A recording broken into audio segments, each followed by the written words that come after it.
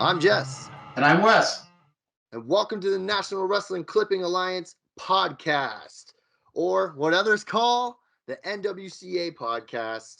We are not just any wrestling podcast. We talk wrestling history, but we don't just talk wrestling history. We show history. Wes, what's going on, buddy? Huge episode today, bud. We're so excited. Episode 2, as they'd say. Part 2, number 2 here. Rolling along, baby. Uh, Big show today. I'm so excited. And let's just get right into it, Jess. Yeah, buddy, it's going to be a huge show, and it's kind of special for our audience today. I know I'm fidgeting around my seat, but I just can't wait to jump into it because we're talking about something today that you actually attended. I did. Back in So, I mean, back in 88. Yep. yeah, so it's going to be extremely special for everybody because we're pretty much we're living this event through you, which is going to be an amazing experience, even for me. Yes. And even though I can't remember all of it. But anyways, that's good. It's going to be fine. We're going to be just pushing ahead. Thank you very much, Jess. Yeah.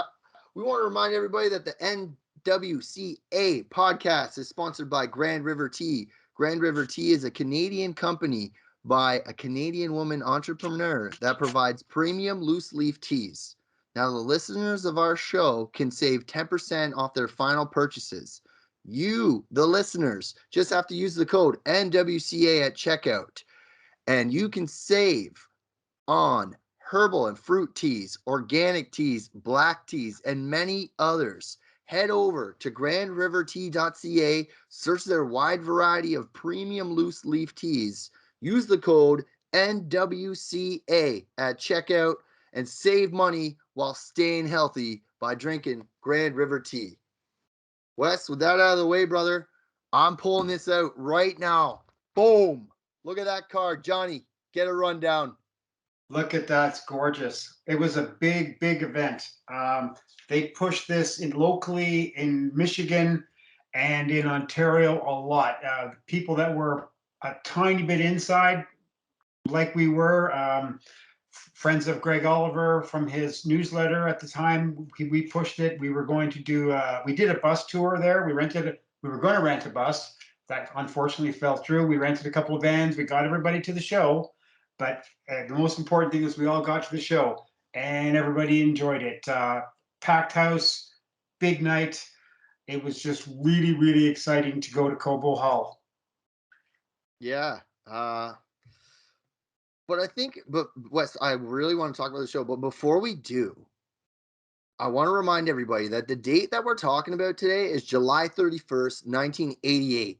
Yeah. So before we dive into this show, we thought it would be a good idea to kind of let everyone know what's going on in the wrestling world around this time. Around this time, yep. Like we've done in the past, we talked about some of the champions in different alliances at the time and things that were going on in the wrestling world. And unfortunately, we got two terribly important but sad things that happened right around this time. I'll let you go ahead there, Jesse. Yeah, the Bearman and Adrian Adonis had their fatal car accident, which is on July 4th of 1988.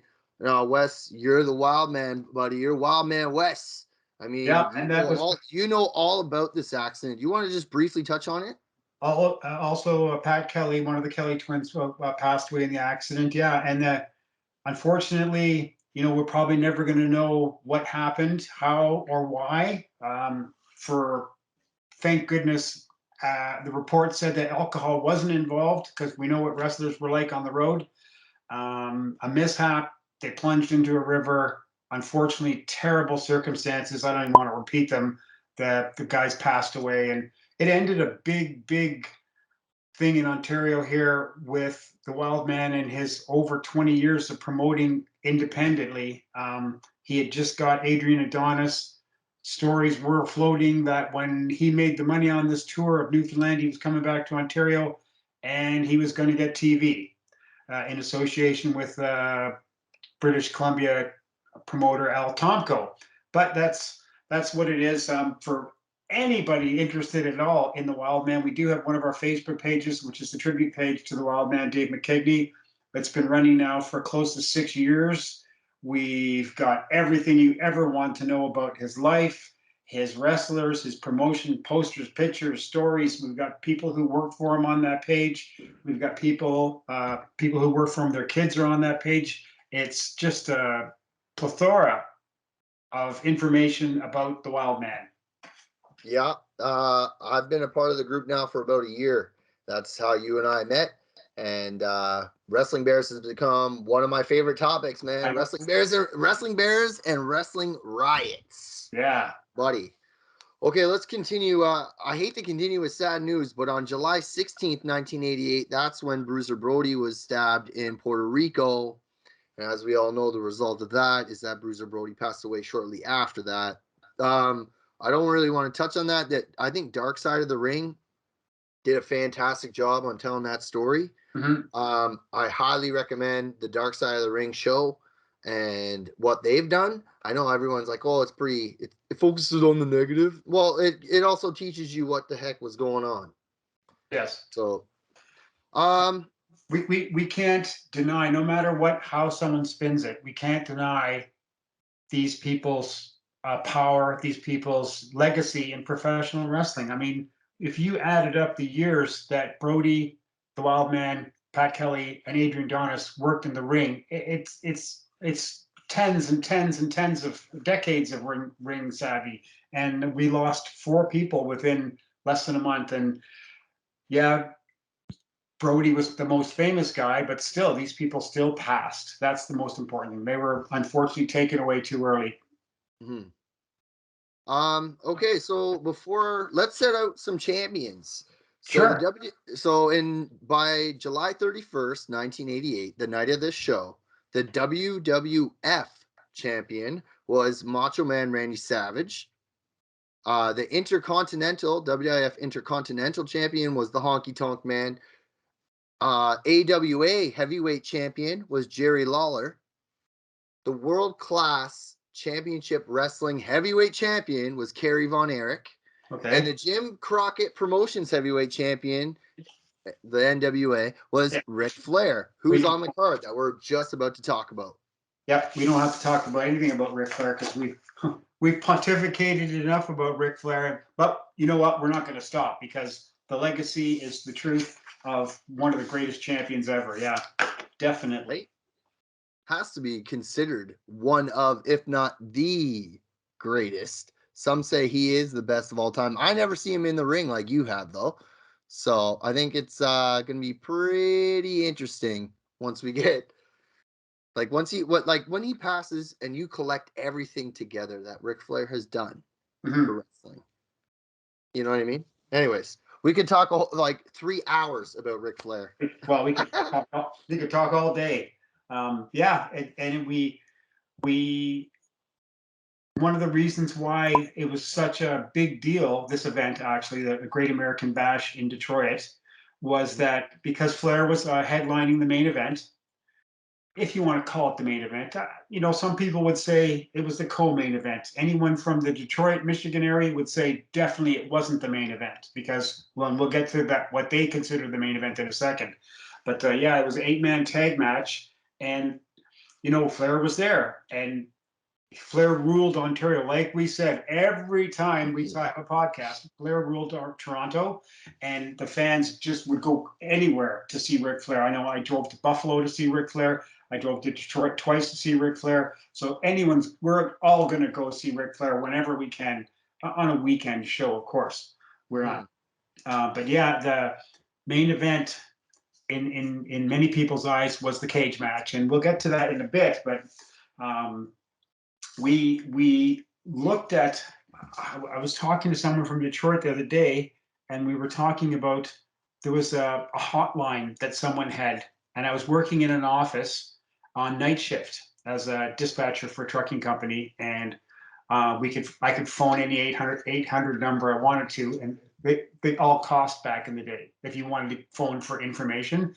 And I would phone like 3 times a night just to hear the card rundown on this taped 800 number from Michigan. And it was so exciting because we had bought tickets, I'd say probably 6 weeks in advance of the show. And we were going, and it was going to be such a great thing to see. so many stars on this show too, Jesse. Like guys who most people from Toronto would never get to see because the NWA wouldn't bring this big of a card to Toronto. Why is that? Pardon me? Why do you think Toronto was always overlooked by the NWA? At one point it was, yeah.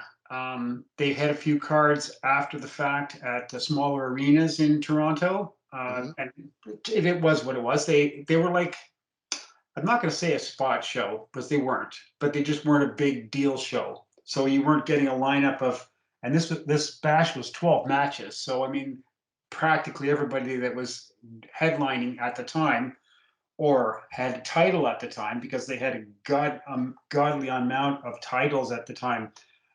We already mentioned that, of course, Ric Flair was the NWA World Heavyweight Champion. They had a U.S. Tag Team Championship, which the Midnight Express had. They had NWA Western States Heritage title, whatever. Zbyszko had that one. National Wrestling Alliance Tag Team Champions were Arn and Tully. And then the National Wrestling Alliance U.S. champion was Barry Windham. So all these guys, except all these guys were on the card. Yeah. Yeah, that's pretty huge. So they were bringing up all the big guns for all these, and it was a tour, right? It was a big tour around America. So they brought all the big guns here. Yeah, and when you say it was a tour, like I want to make sure everybody knows that we're talking about the Detroit show, not the pay-per-view show that was in Baltimore this year. Correct. Right? That was the big deal. That was the show that everyone would have seen. But they took the tour around North America, and when it came to quote your area, you could travel to see it or take a bus if you lived in town.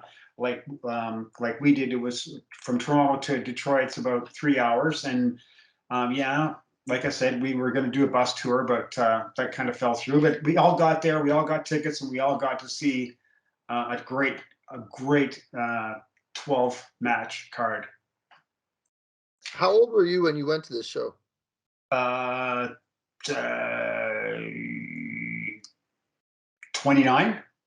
There you go. Yeah, I just turned 29. Yeah. Wow.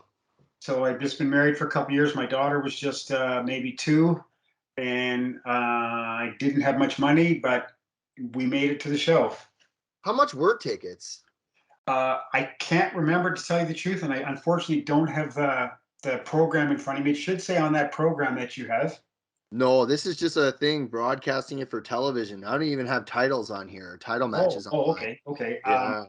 I think the gate, I think there was around 7,000 people there, and I think the gate was 120 grand. So if I had a calculator handy, yeah, it is 120 grand for sure. I know that for a fact. You could figure it out. But I think the bus tour package deal we had was transportation there and back from Lulu's in Kitchener, and tickets to the show, and that included getting across the border. So I think they were $50. Oh, so that's not bad. Tickets were probably 20 American. Yeah, and getting across the border was a lot easier in '88 than it is now. Oh yeah. Especially nowadays. It's an international border now. Back in those days, and even before, Jesse, when we used to go across partying all the time in Buffalo, New York, and area, it wasn't an international border. It was just like a toll booth. I mean, where are you going? Oh, we're going to Hennessy's bar. Oh, okay. See you when you come back. All right. Thanks, John. Okay. See you, Pete. And whatever. Yeah. Completely different world now, which it is what it is, right? Okay, my friend, let's get into this card. Yep. The first match we're going to talk about is, oh my God, I want to make sure, because Davin will get me on every name I miss ever since There's no French names here, Jesse. I know, but there's words like versus and like, and the. Say it, Zbyszko. Yeah, no, I knew that one. I was talking about Bugsy Mcgraw. Okay. No, so the first match, Bugsy Mcgraw, Gorgeous Jimmy Garvin with Precious versus Larry Zbyszko and Rip Morgan. Okay. You've unfortunately pulled up another show. No way. Yes way. Because the July bash, 31st. The bash was what? Oh God, have I pulled up the wrong show? Okay, Maybe. I don't have that match. I think that was advertised. I don't think that match took place because it was just Zbyszko versus Bugsy Mcgraw. Yeah, so maybe something messed up or Yes. something because Yeah. this I know this came out of the Terry Dart collection that I have. Okay. Yeah. So that So may have been advertised, but it didn't take place. So yeah, okay. Larry Zbyszko, who was the reigning Western States Heritage Champion, took on Bugsy Mcgraw, and most people in Ontario would remember Bugsy Mcgraw as the Brute out in Vancouver in the early '70s. Mike Davis, I think his name was, and I remember watching him on TV, thinking, "I've never seen a guy so big in my life," because he wore the long leggings and he looked like he was about 6'6", about 300 pounds. But by the time he got to Florida and then became famous as Bugsy Mcgraw, he was washed up. Really, eh? Yeah, he was done. And nothing wrong with him. He was a good big guy. But yeah, he had a run in the WWF for a while too. Yeah. But you know what? I just want to stop. Like, remember how you just said, well, that's a different card. But this is why we're doing this. See, so you were there. So you're like, bro, that didn't happen. So someone bailed or someone didn't show up. You know what I mean? Someone was So injured. Yep. yeah, so that helps me because I'm actually crossing that out and then making sure I have the actual match right. So hey, again, this is why we do this. Yeah. Okay, so I'm going to tell you what I have then for the Go second ahead. match. Brad Armstrong and Tim Horner versus Ivan Koloff, Russian Assassin, Ivan Koloff with Paul Jones. Okay. You've got most of the people correct. Yeah. It was Jimmy Garvin versus Ivan Koloff with Paul Okay. Jones. Jimmy Garvin was Ronnie Garvin's stepson or something through marriage. I like Jimmy Garvin. Jimmy Garvin was pretty good. I loved Ivan Koloff. Ivan Koloff was great, right up until he got out of the ring. Great heel, fantastic Canadian too. Yeah, Yeah, and the man who beat Bruno Sammartino for the yeah, title. former world champion too. That's right. So a Canadian beat Bruno Yes. Sammartino. So Yeah. write that one down for the note takers. Write that one down, kids. Go ahead. Yeah. What's the next one? No, so hold on. You said what was the second match? It was Jimmy Garvin? Jimmy Garvin versus Ivan Koloff. Okay, I'm writing that down because I want to fix this for my thing, man. It's perfect. Now, what are you reading out of? Can you show everybody what you're reading out of? Handwritten notes, baby. Oh my Me and- God, you're me so and- old school. I You're don't do so- typewriter, man. I shouldn't lie. I did. No, I was talking about your programmer, the magazine you have. Oh, this was off of Russell Data. Oh, okay. So there you go. Yeah. All right. So Rock and Roll Express versus the Sheep Herders. Okay. I think there was a problem. I think this is why there were substitutions, because I've got Brad Armstrong and Ricky Morton against the Sheep Herders with Rip Morgan. So I think maybe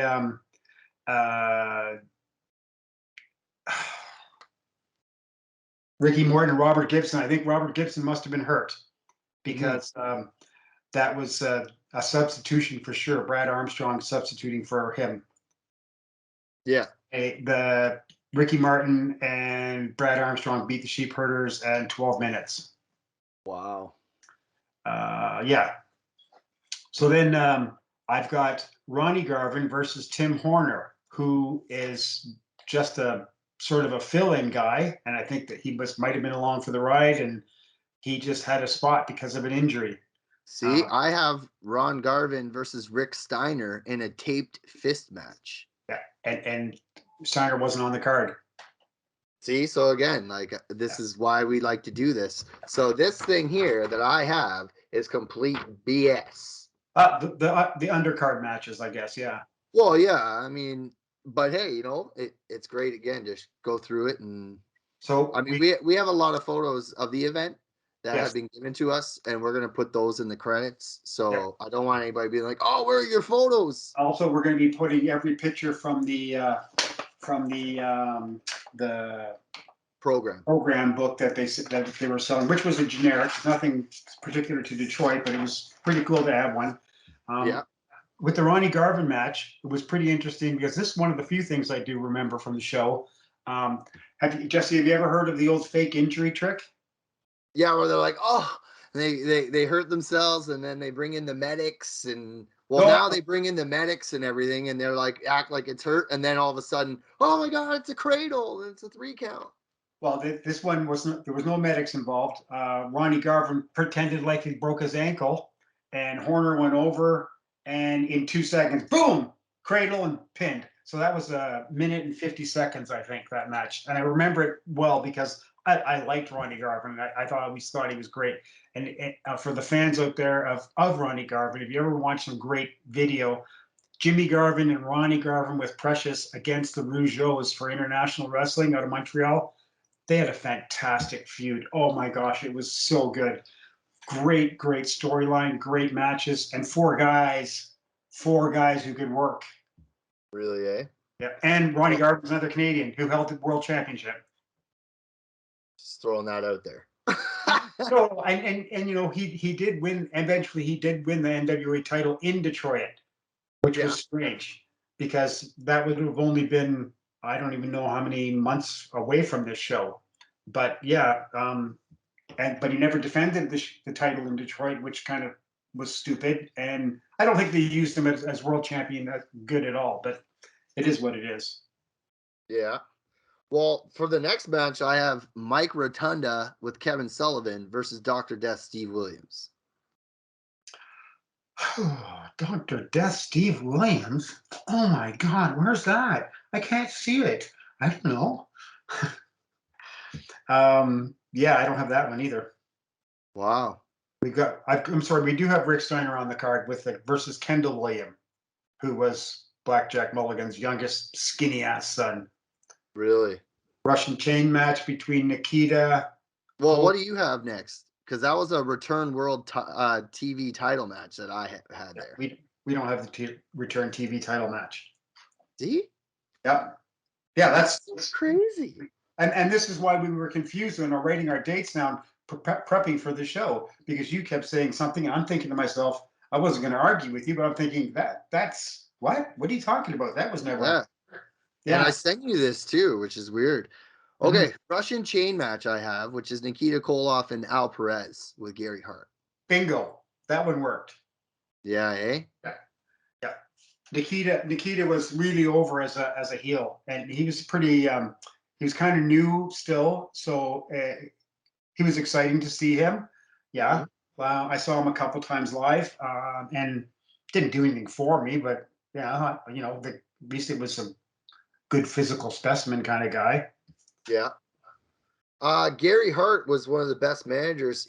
I know that he just went into the WWE I guess Hall of Fame, but they don't say it's legacy.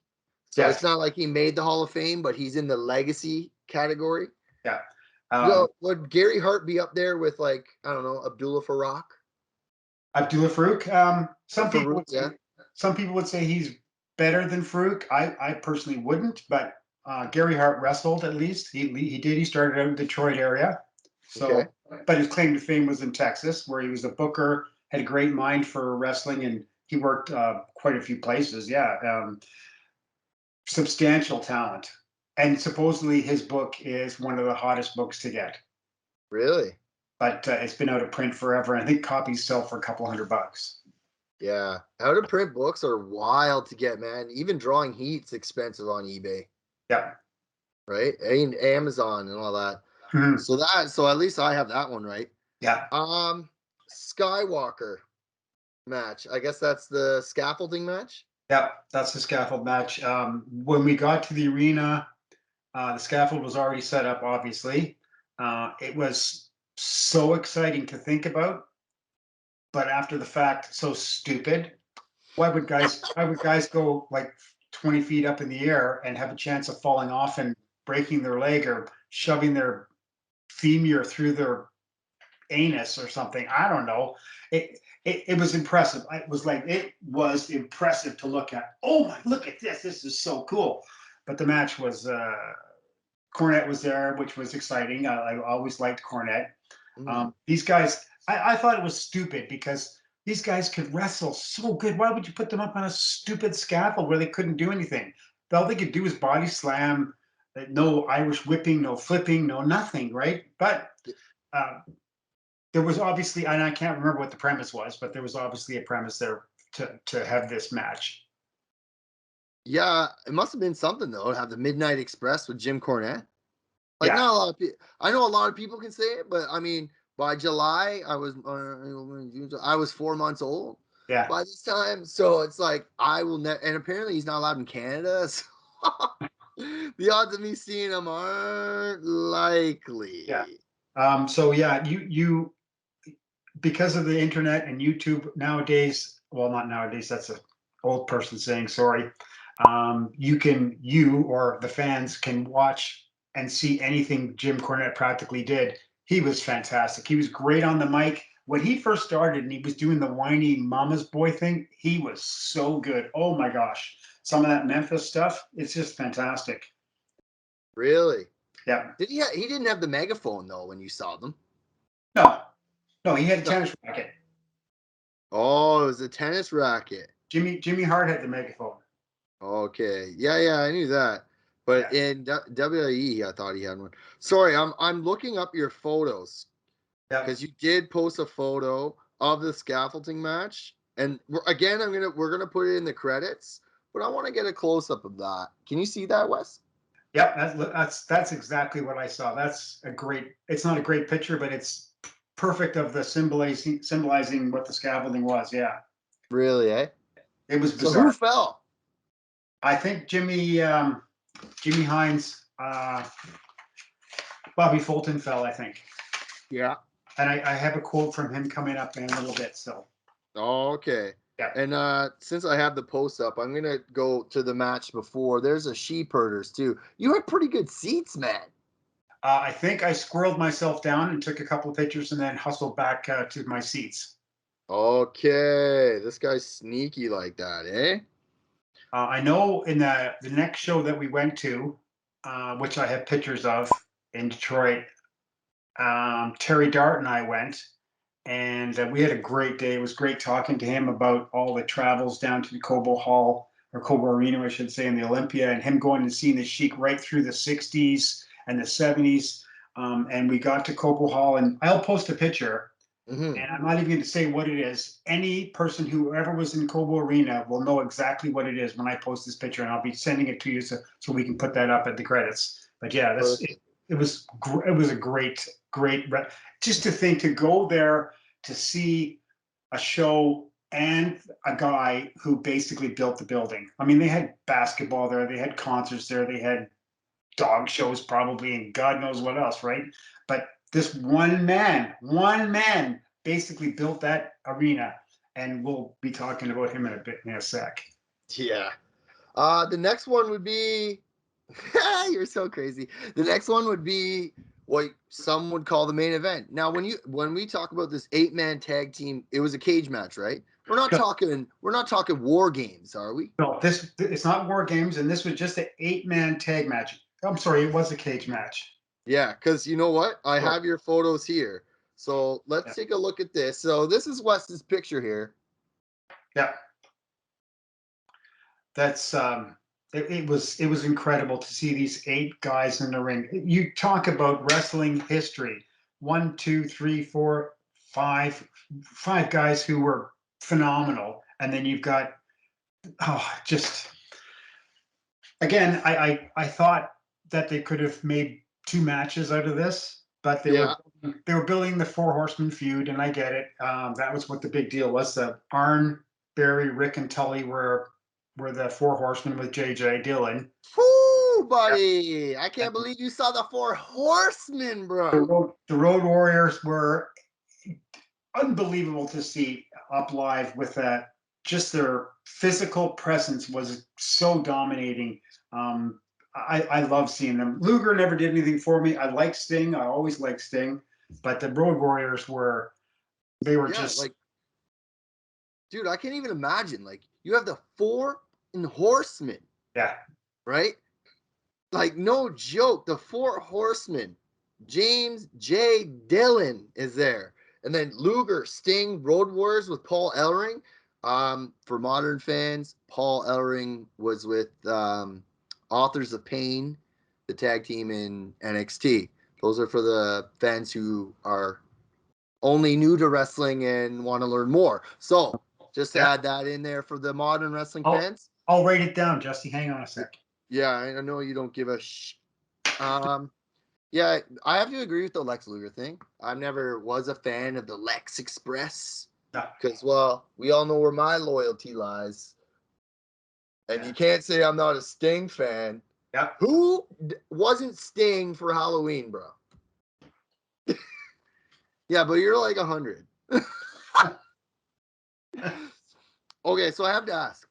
Yep. When you're sitting in your seats, it's 88. You got the Four Horsemen coming down the ramp. Like, what was the crowd like with like the Four Horsemen walking down? It was incredible. I remember being with the guys that we went on the trip there with, and some of the guys were. One of the guys' name was Norm, and he's like, "Woo!" I forget what he used. He did some sort of a thing he used to do. It wasn't a woo, but it was something. I think he used to do a Ric Flair woo, but something else. And it was, you could hear it everywhere, and it was just so great. The excitement in the air, not only because of the other match that we're going to talk about, but because of this. Like I said, 8 guys who were at the time, they were like royalty in NWA. You know, you talked about Savage being the WWF champion at the time, and nothing, I'm not taking that away, but for people who, and at the time, the lines were divided, Jesse, you know. Yeah, there's still a war happening with the territory. You were on this side or you were on this side, most people. And a lot of NWA fans would think, oh, okay, well, Luger could beat Macho Man, Sting could beat Macho Man.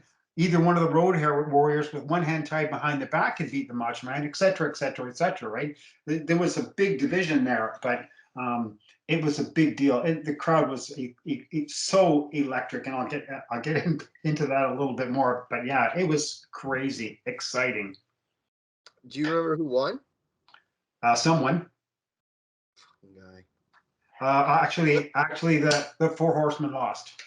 Really? Yeah, and I don't have the time, but yeah, Luger, Sting. I'm sure Sting probably pinned Flair, just to make it look good, right? Tag team match, not going to lose the title, blah blah blah, right? And Luger and Flair rivaled too in the NWA singles, right? Yeah. Because when he left and came to the WWF, Luger was supposed to be like the next Hogan. Right? Yeah. He's got the look and he's got the Lex Express, and it was a complete dive. Died. Now, I'm not taking anything from Lex Luger, right? But like as a performer or whatever, because again, you and I are just fans. Yeah, right? we never got in the ring. No, right? And I respect, and I still talk to wrestlers today, and they want me to go to Hamilton and stuff like that and learn. But it's just like, dude, like I like sitting back and watching, so I can respect what he did. But I don't know, man. I just look at that in a cage too, Yeah. Yeah. So, main event time. I know it was. Now hold on before you jump in. I'm sorry to cut you off. Okay. I have lights out cage match. Okay. I think it was a lights out cage match. Yeah. Yeah. Where they turn the lights off for like 5 minutes or something, and it's just another stipulation that probably Kevin Sullivan dreamt up. It's a Kevin Sullivan idea. What are you, Eric Bischoff? Eric Bischoff says that all the time. Now, I liked Kevin Sullivan. I always did. Right from first time I saw him, probably in the early 70s when he was with the WWF and he was just starting out. I loved his accent because he kept his Boston accent. I don't know if you know, I have tons of relatives in the Boston area. No, that's the first time you told me that. I love the accent. He's got the greatest accent. He parks the car. Where you parking the car? Give me a beer. I need a beer. In this one, you got Kevin Sullivan and Dick Murdoch with the Sheik and Dusty Rhodes. Yeah. Right? Now, we'll get into the match in a minute. But bro, you're telling me the Sheik in Detroit isn't the headliner? Like, come on, bro. That's ignorant. So I'm just gonna step back for a second. And the night before this card, Jesse, in Landover, Maryland, was the TV taping. National Wrestling Alliance World TV title was Rotunda versus Dr. Death. And they did have the 12-man Tower of Doom, which you'll see in the pictures in the program, which we post, which was another absolutely stupid idea. They started it off, I think, in Texas in World Class, and I remember reading the Observer at the time and trying to comprehend why they would pile a cage on top of a cage, and how it's not wrestling. This is stupidity. This is retarded booking. It's got to be no action at all. It's just in my eyes, it was stupid. But anyways, and then the night after the Detroit show, they were in Milwaukee, Wisconsin, and they had there's a NWA title bunkhouse match. Spit it out, buddy. Yeah, between the Fantastics and the Midnight Express. And then there was an NWA World TV match between Rotunda and Nikita. And then there was a War Games 10-man tag team match also. So there was the 8-man cage in Detroit. The night before, it was the 12-man Tower of Doom. And then the next night, it was the 10-man War Games cage match. So they probably had to take the Tower of Doom down, throw it in a truck, drive it to the next city where the boys weren't going to be putting on the show, so it could be set up in the next town, like rock and roll, man. The roadies. That's how it went, buddy. The roadies, man. The roadies. So let me ask you, Kevin Sullivan and Dick Murdoch. Obviously, now you just explained what you like about Kevin Sullivan. 88. Is this? This is obviously after he worked for the Bearman, Kevin Sullivan. But when did Kevin Sullivan work for Dave McGinty, the Canadian Wildman? He came up in, I think it was 86. Him and Mark Lewin, Kevin Sullivan. I don't know how they got connected. I have no idea. And believe me, when we started seeing the ads in the newspapers, excuse me, about Kevin Sullivan and Mark Lewin working for the Wildman, it was like crazy. Everyone was like, "Oh my God!" And they did some really good business. Lewin had been up here off and on over the years. He had worked for the Wildman before. Maybe they were just looking for a change of scenery. Sullivan was, I think, 5'8" at the most, but he could work. He had a great mind. Like I said, I loved his accent on interviews. He was so good. I have a Wildman clipping with Sullivan and Nancy Benoit on it. Yeah, she came.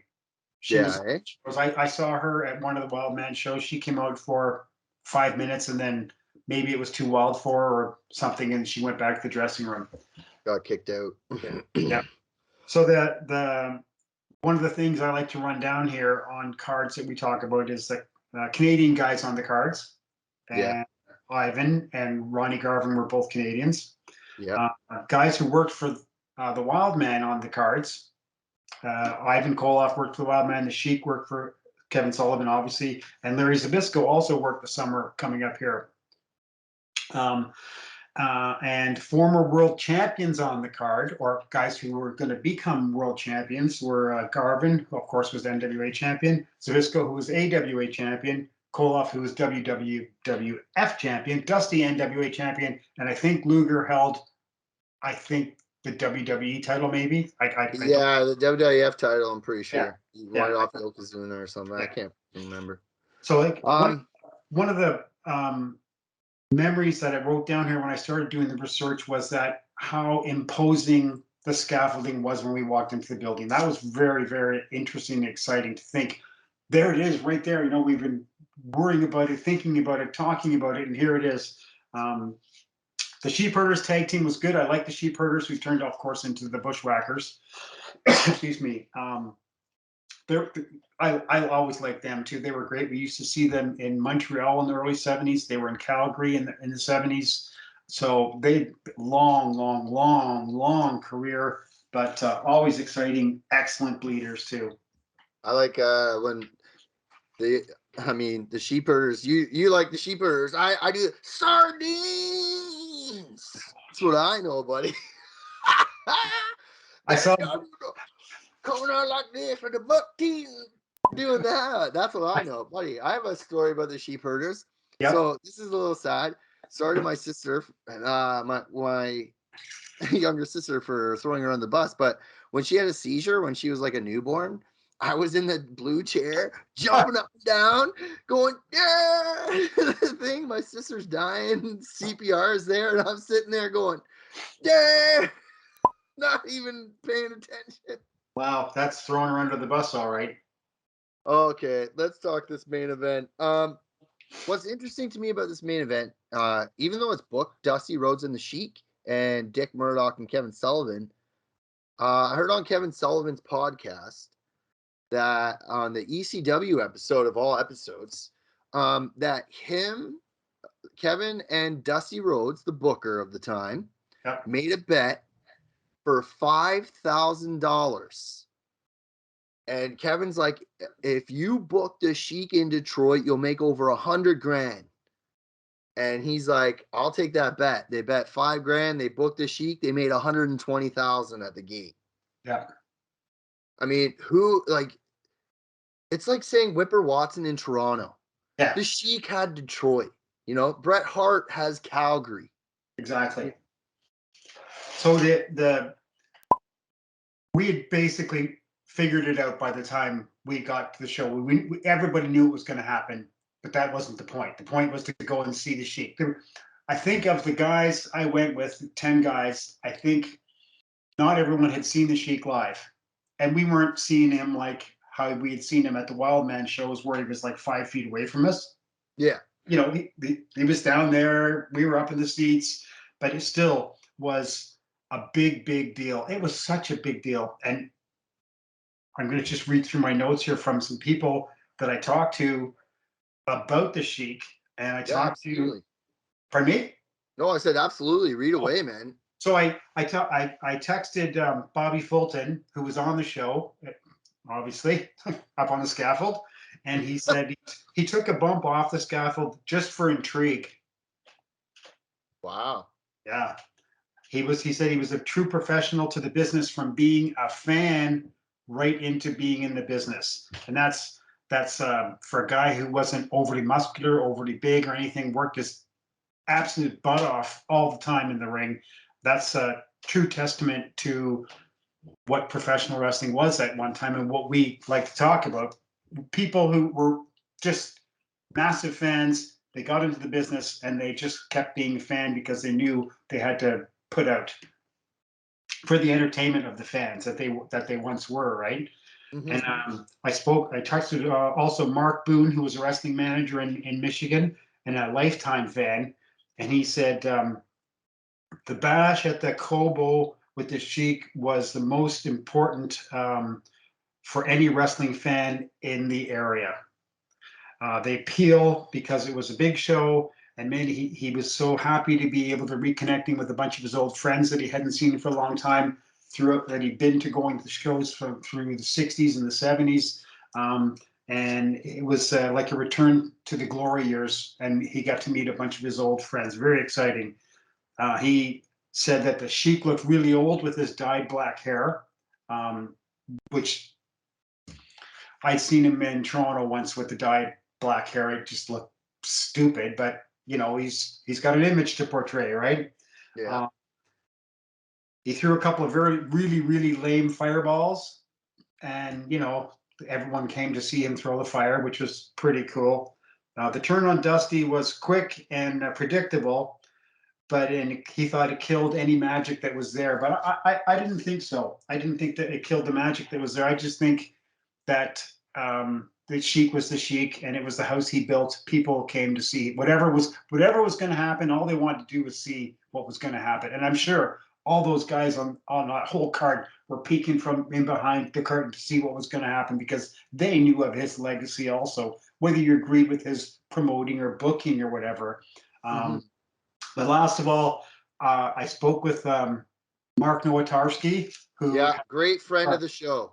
Great friend of the show. He's got he's a group member of our groups, and he's also admin of some great groups: Wrestling History, Detroit, Toronto, Ohio, and also 50s, 60s, 70s, 80s wrestling memories. And I spoke with him at length just the other day, and he said that no doubt about when the Sheik was announced for the card, it was a buzz in Detroit. It wasn't just a buzz for wrestling fans. It was a buzz for people who knew of the Sheik, who knew of what he did in Detroit and how much money he had generated at the turnstile and how big of a deal he was. It was on the news.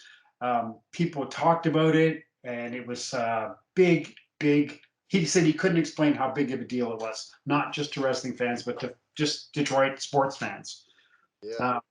He said the scaffolding match was kind of interesting and kind of different, but whoop-de-doo. Seeing the Sheik was like seeing an old uncle, because he also reiterated, like Mark said, about visiting and seeing old friends we hadn't seen for a long time. Yeah. The tagging with Dusty was so bizarre in some people's eyes because of just not even 10 years before that, Dusty and the Sheik had been bitter rivals in Detroit, and they had also been part of the movie I Like to Hurt People, and they were both main people in that movie, which is basically just a Sheik movie, right? Have you ever seen I Like to Hurt People? No. Oh. I only know, you know what I know? I like to hurt people. I think of Ox Baker. Okay, I yeah. like to hurt people. Yeah. Really, really badly. That was one of his gimmicks, his taglines, yeah, for sure.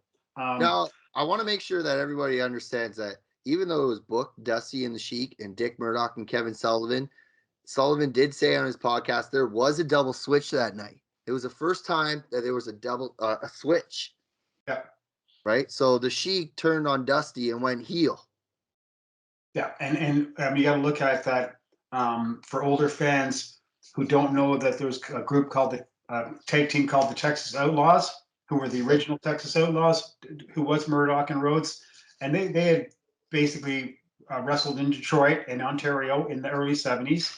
They were very, very famous. They worked in AWA, they worked Texas, they didn't work the WWF. Legends in Florida. Legends. Yeah, and to that's not even saying anything about Dusty, because Dusty was Dusty. I mean, he was a huge heel. He was a great heel, and his biggest thing was when he turned to be a babyface. Man, oh man, he probably went from $500 a night, I bet, to $5,000 a night, and that's a big deal. And when he was in Florida, ruling the world in Florida as a babyface, they were screaming for him. Tons of stories of people hanging off the rafters at the Fort Homer Hesterly Arena and the different venues in Jacksonville and Miami Beach and everything, just to see Dusty and doing his jive ass stuff. I know you make fun of me all the time, but when it comes to Dusty, I only know Polka Dot Dusty.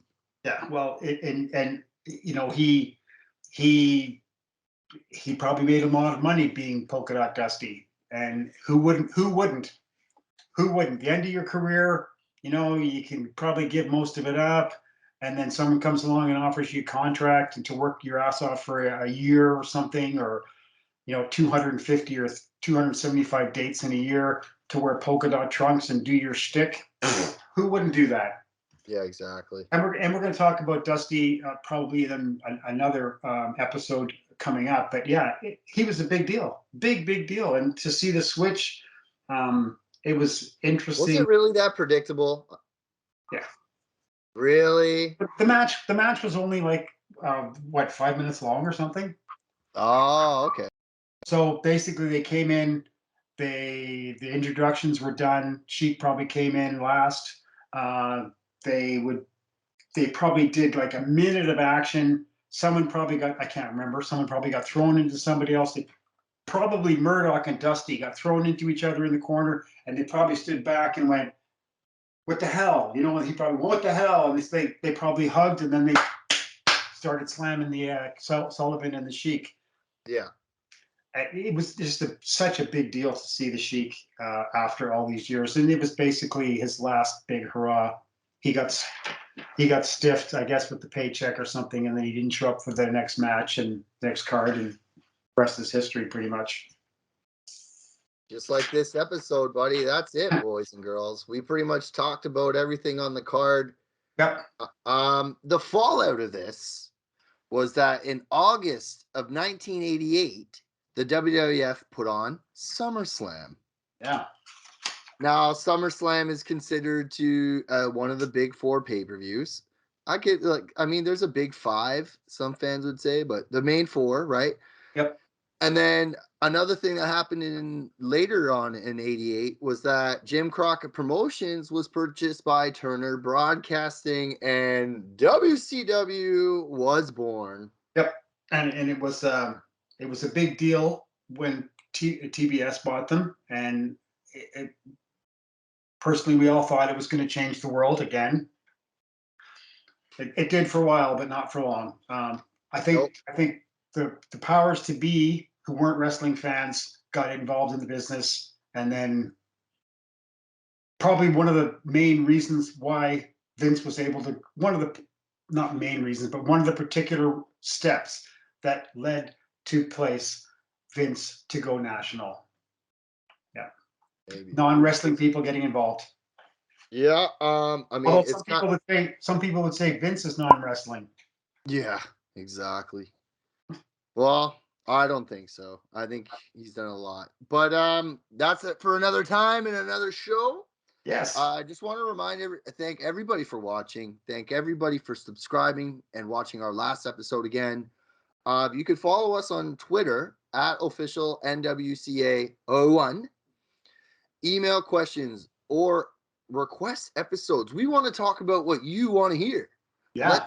Let's if you want to hear something, we'll go digging for it. And that's the main thing of this. We'll go in and we'll try to find as much as we can.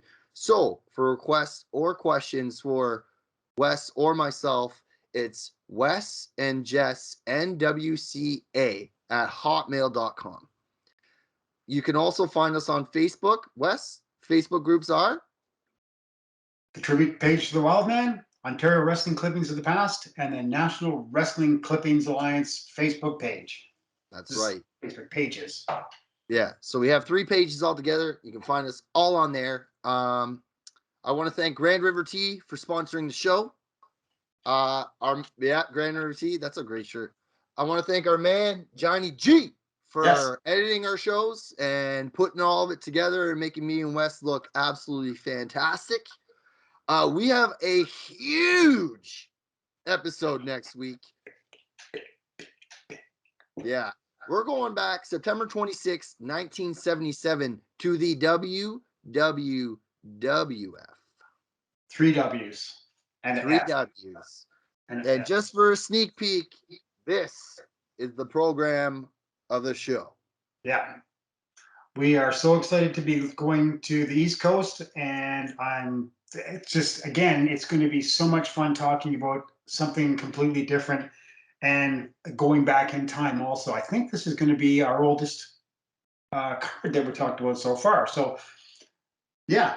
No, 77, yes, because the first one was 78. So, yeah, this is going to be 1977, Madison Square Gardens. I'm looking forward to it so much. So, let's keep the cards and letters coming. Subscribe, like, share, please. And everybody, thank you so much for tuning in and watching and everything. It's been such a blast.